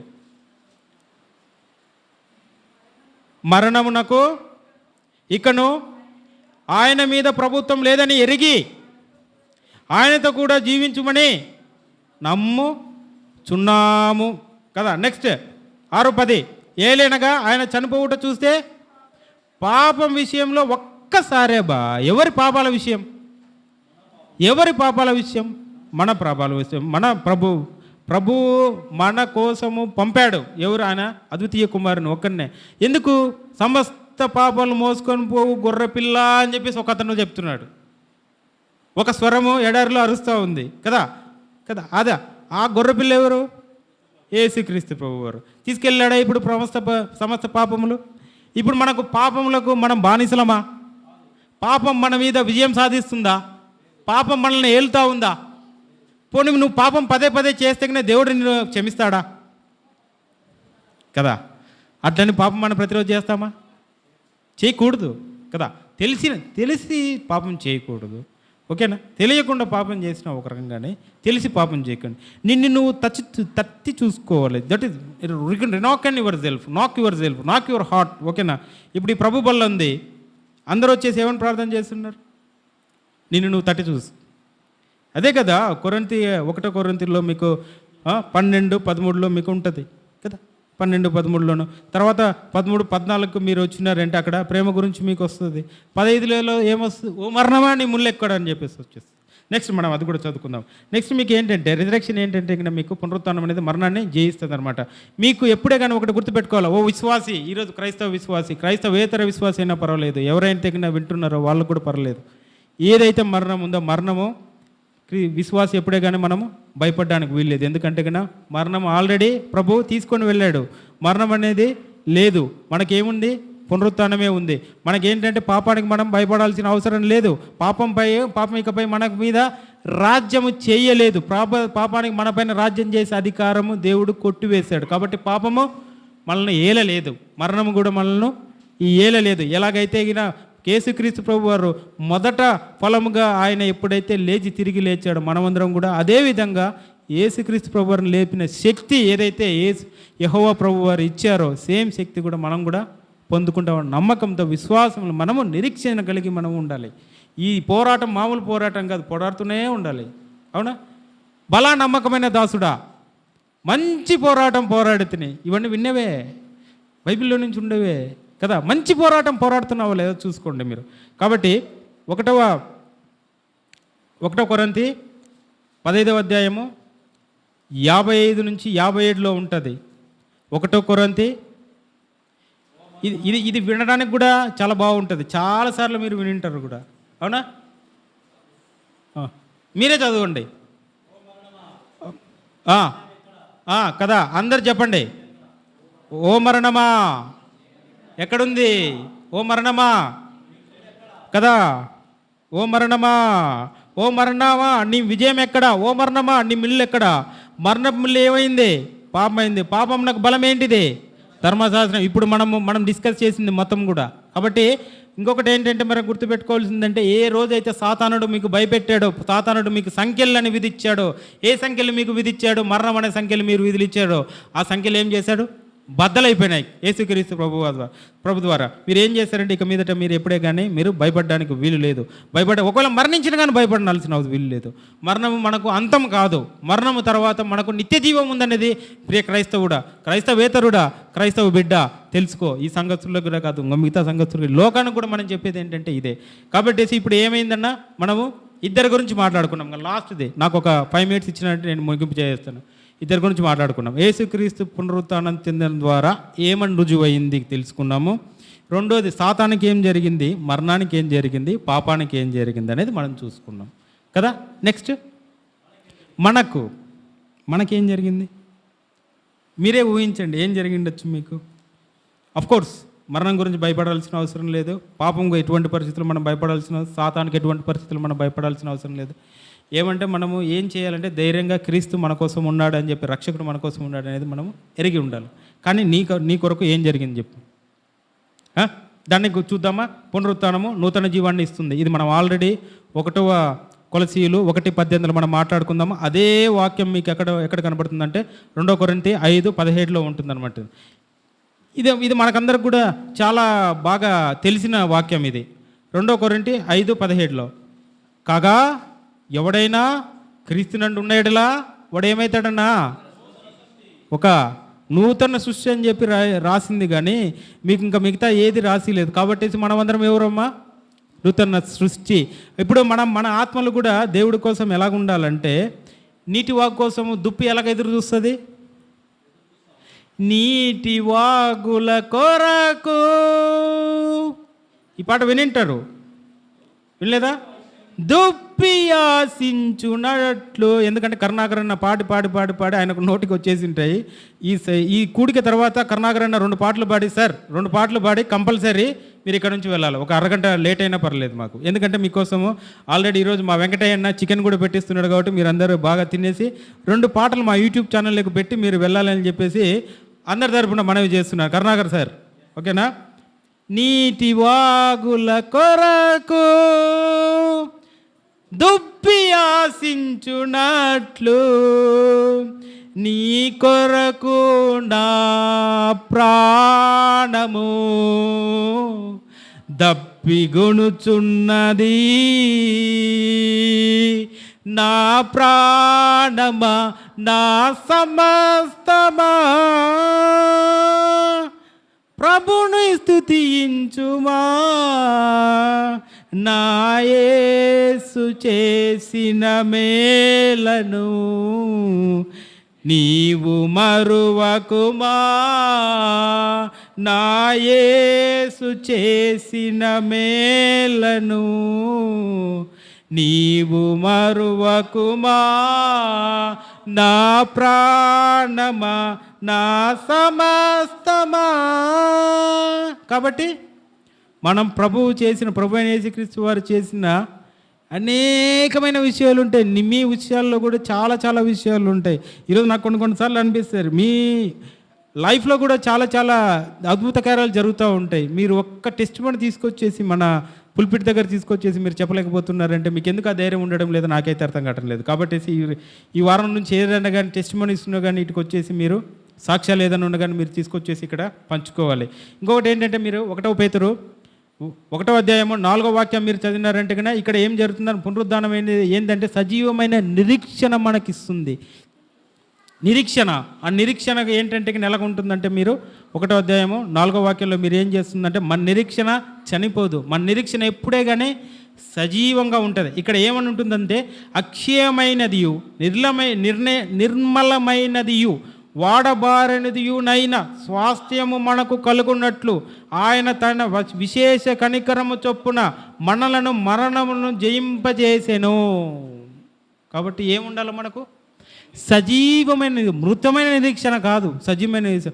ఏమా చనిపోతామని కాదు, చనిపోతుంది అయినా కానీ మన క్రీస్తు మనల్ని లేపుతాడనే నిరీక్షణ మనలో ఉండాలి. ఇది ఎవరి గురించి మనం మాట్లాడుతున్నాం ఈరోజు? మన నేటి సమాజంలో నీ గురించి, నా గురించి. క్రీస్తు పునరుత్థానుడైన తర్వాత మానవ సమాజం ఏమి గుర్తించాలి మనము ఆయన పునరుద్ధానం గురించి అని చెప్పేసి మనం ఇక్కడ గుర్తు చేసుకోవాలి. మనది ఏంటంటే, ఒక్కసారి మనం క్రీస్తు పునరుద్ధానంలో మనము నమ్మితే మనం ఏం జరుగుతాం అక్కడ? నూతన సృష్టి అని చెప్పి మనం గుర్తుపెట్టుకోవాలి. రెండోది ఏంటంటే, మనకు సజీవమైన నిరీక్షణ ఉంటుంది. ఎక్కడైతే కానీ క్రీస్తు ప్రభువు మరణించి మృత్యుంజయుడే లేచాడు, మనం కూడా తిరిగి లేస్తామని చెప్పేసి మనము గుర్తుపెట్టుకోవాలి. మూడో పాయింట్ చెప్తాను చూడండి. మన నిరీక్షణలో మనం ఏమవుతామో ఆ నిరీక్షణలో మనము నీతిమంతులమైతే కనుక ఇప్పుడు మనకు అక్కడ కూడా కనబడుతుంది, నేను పరిశుద్ధులను గనక, నేను నీతిమంతుని గనక మీరును పరిశుద్ధులై ఉండాలి. 1 పేతురు 1:14 ఎట్లయితే ఉంటుందో మనం కూడా ఏంటంటే ఏం జరుగుతాం? మనం కూడా నీతిమంతులుగా దేవుడు మనల్ని ఏం చేస్తాడు? తీర్చిదిద్దుతాడు. కాబట్టి ఆ తీర్పు తీర్చడంలో మనకు కూడా ఏం పడుతుందంటే, ఇది ఎక్కడిది కనబడుతుందంటే మీకు రోమీయులకు రాసిన పత్రిక 4:25 మీకు కనబడుతుంది. ఇక్కడ మీకు ఏం జరుగుతుందంటే, ఇక్కడ మీ సమస్త పాపాలను ఏం చేశారంటే దేవుడు కొట్టివేయడం అయితే జరిగింది. కొట్టివేసిన తర్వాత మీకేంటంటే మీ పాపాలను ఏం చేశాడు దేవుడు? క్షమించబడిన తర్వాత మీరేం చేస్తారు?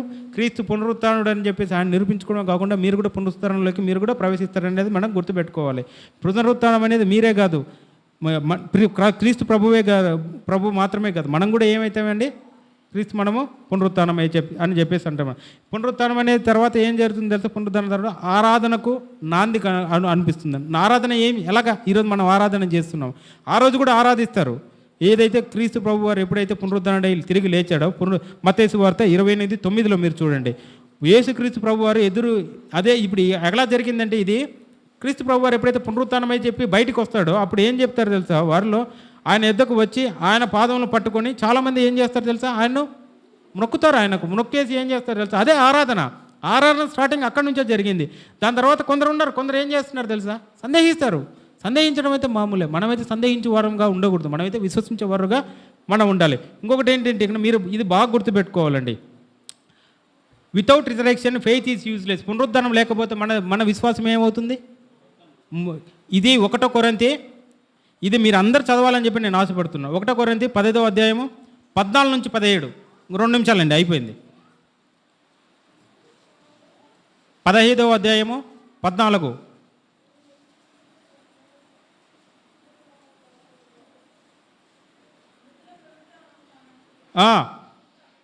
మరియు క్రీస్తు లేపబడని ఎడల మేము చేయు ప్రకటన వ్యర్థమే.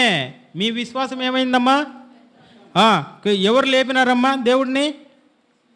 దేవుడు క్రీస్తుని, దాని కిందనే ఉంటుంది, దేవుడు క్రీస్తుని లేపని. ఇంకో 16లో చూడండి, మృతులు లేపబడిన ఎడల క్రీస్తు కూడా లేపబడలేదు. మళ్ళీ 17 చూడండి, మీరింకను మీ పాపంలోనే ఉన్నారు కదా. పాపంలో నుంచి బయట రావాలి. మీరు పాపంలో నుంచి బయటకు వస్తే మీకు ఏం జరుగుతుంది? క్రీస్తు పునరుత్థానం అనేది మీరు రుచి చూడడం అనేది జరుగుతుంది. ఇంకా కొందరు ఉంటారనమాట, కొందరు భయపడతా ఉంటారు క్రీస్తు నమ్మకాలను వద్దా అని చెప్పేసి. మీలో కూడా నాకు ఎవరు కనబడతారు తెలుసా? పేతురు కనబడతాడు. పేతురు కూడా ఏంటంటే కనుక క్రీస్తు మరణించకముందు పట్టబడినప్పుడు 3 సార్లు ఏం చేస్తాడు? బొంకుతాడు పేతుడు. ఏం చెప్తాడు? క్రీస్తు నాకు తెలియదు, నేను క్రీస్తు యొక్క శిష్యుని కాదు అని చెప్పేసి. అదే దేవుడు ఎప్పుడైతే పునరుత్థానమై వస్తాడో పేతురు దగ్గరికి 3 సార్లు అడిగినప్పుడు ఏమవుతాడు? చచ్చిపోయేంత వరకు ప్రకటన చేశాడండి. యెరూషలేము ఆ పరిసర ప్రాంతాల్లో ఎవరు ఎక్కువ పరిచర్య చేసింది? పేతురు గారే కదా పరిచర్య చేసింది. పేతురు యోహానులే కదా ఎక్కువ పరిచర్య చేసింది. కాబట్టి మీరు కూడా బాగా గుర్తుపెట్టుకోవాలంటే, ఎక్కడైతే మీరైతే నశించి లేకపోతే కృషించి హృదయాలు ఉన్నాయో, మీరు పేతురులాగా మీరు ఏం చేయాలంటే ధైర్యంగా బతకాలి. పునరుత్థానుడైన మన క్రీస్తు నిమిత్తం మనం బతుకుతున్నాం, ఎవరి నిమిత్తమో కాదు. గుర్తుపెట్టుకోండి, ఓకేనా? ఏ మరణమే కానీ మిమ్మల్ని దేవుని ప్రేమ నుంచి మిమ్మల్ని ఎడబాయలేదు. ఎందుకంటే ఈ వాక్యం నేను రాసుకొచ్చుకోలేదు కానీ బైబిల్లో ఉంది. అది లేదని చెప్పేసి మాత్రం అనుకోకండి. ఇంకోటి ఏంటంటే, విరుగు నలిగిన హృదయాలు ఎప్పుడైతే ఈ పేతురుకున్నాయో, విరుగు నలిగిన హృదయం పేతురుకుంది. విరుగు నలిగిన హృదయాలే దేవుడికి ఇష్టమైన బలులు అని చెప్పేసి దేవుడు చెప్తా ఉన్నాడు. కాబట్టి మనం కూడా ఏం చేయాలంటే, విరుగు నలిగిన హృదయాలు ఉన్నాయేమో, యేసు పునరుత్థానుడని గుర్తుపెట్టుకొని మీరు కూడా యేసుక్రీస్తు ప్రభు వారి దగ్గరికి రావాలా. ఇంకొకటి లాస్ట్ నేను ఒకటి చెప్పేసి ముగిచ్చేస్తాను మీకు. పునరుత్థానము ఒకవేళ మనకు లేకపోయింది అనుకోండి, మిమ్మల్ని అందరినీ దేవుడు ఏమని పిలుస్తున్నాడో నేను మీకు చెప్తాను.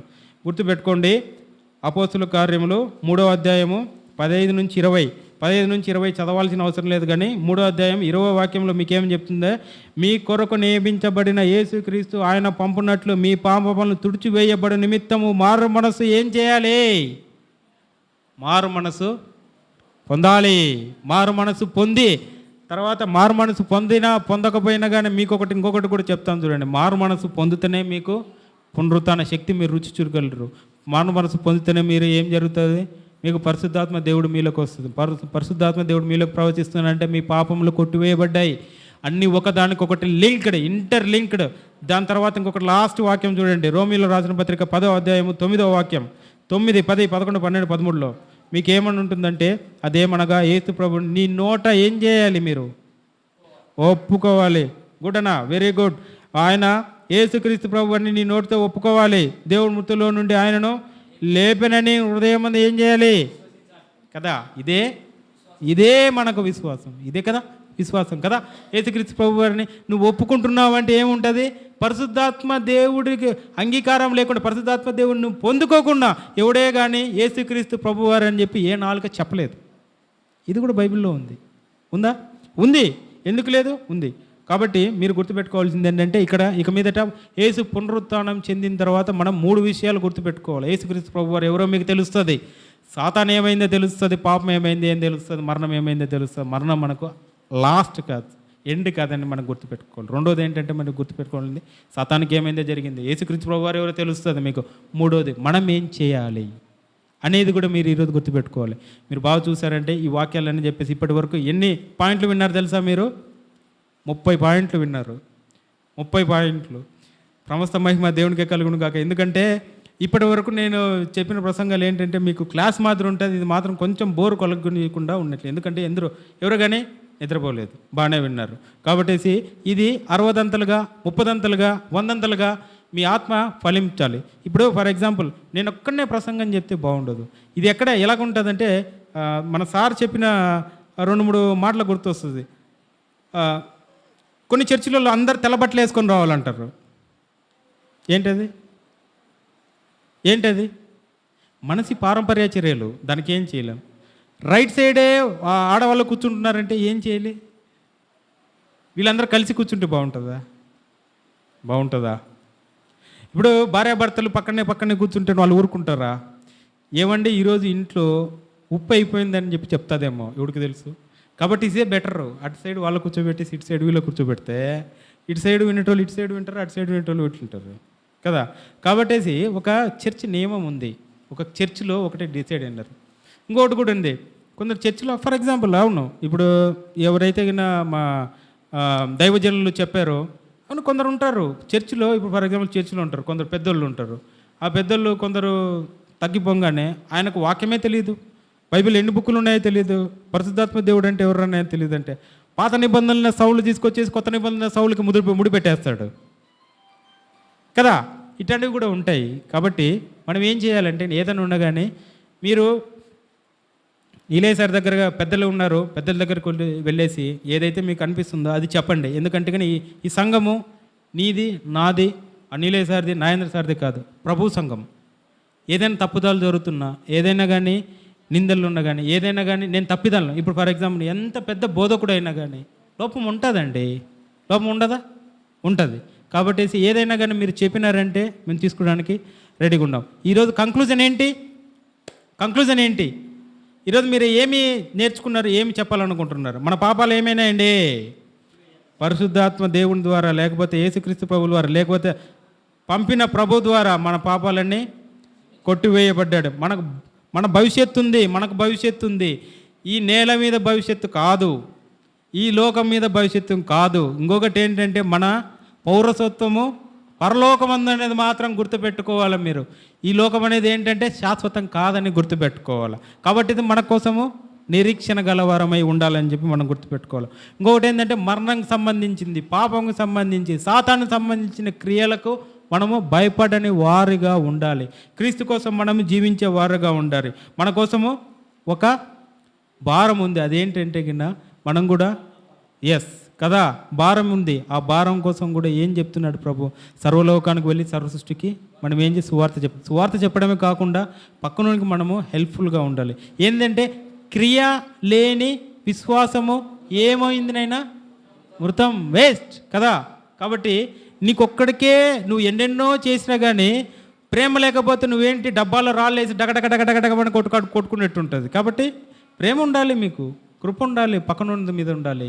అలాగనే కాకుండా మీరు ఏం చేయాలంటే రాజ్య సువార్త కూడా మనం పంచాలి. మీరు ఒక్కరే పరలోకం చేరితే అవుతుందా కదా? కాదు కదా.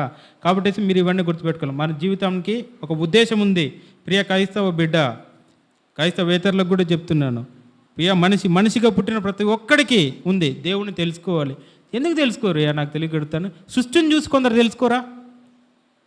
రోమిలు రాసిన పత్రికలో 1వ అధ్యాయం నుంచి 2వ అధ్యాయము 13వ వాక్యం వరకు మనం చదవగలిగితే మాత్రం 30వ అధ్యాయం 30వ వాక్యం వరకు మనం చదివినామంటే అక్కడ మీకు తెలుస్తుంది. సృష్టిని చూసి నమ్ముకుంటారా?